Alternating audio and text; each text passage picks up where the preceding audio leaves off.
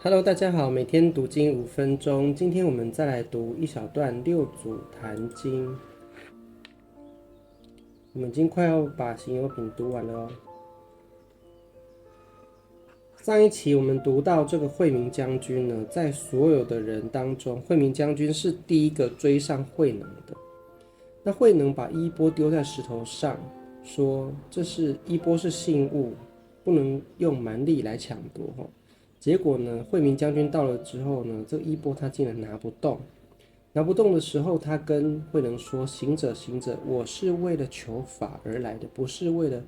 抢这个衣钵的这个信物而来的。那接下来呢，慧能就说：好，那你既然是为法而来的话，我来就是慧能就引导惠明将军。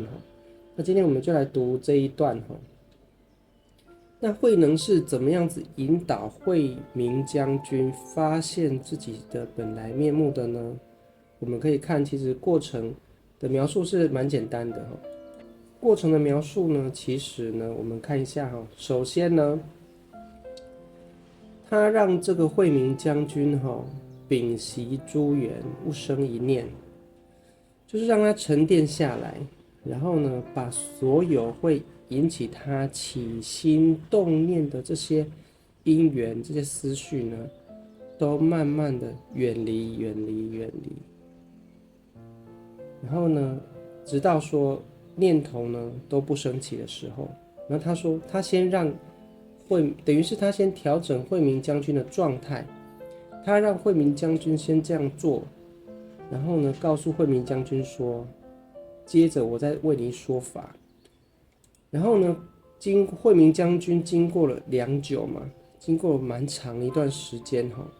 等于是说他做这个屏息诸缘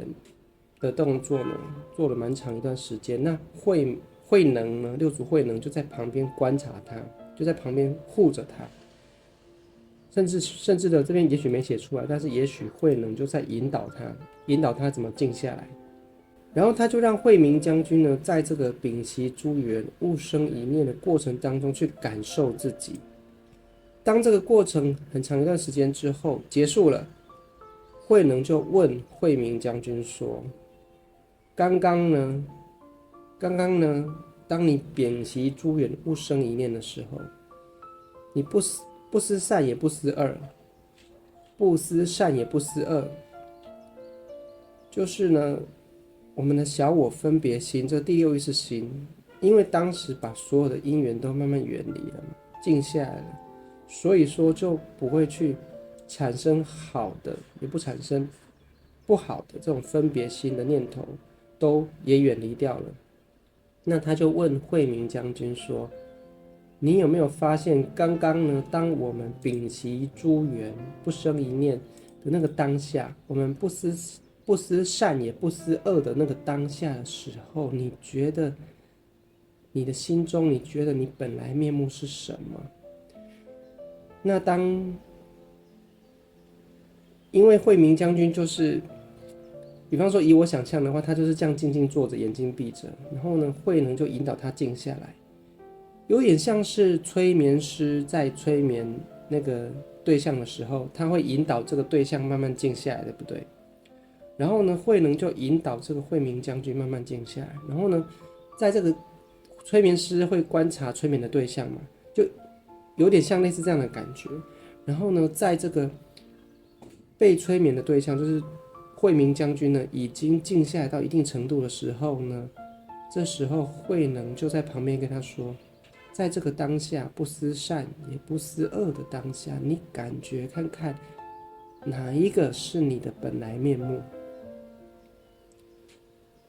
然后呢，当下呢，惠明将军就在这个很近很近的当下，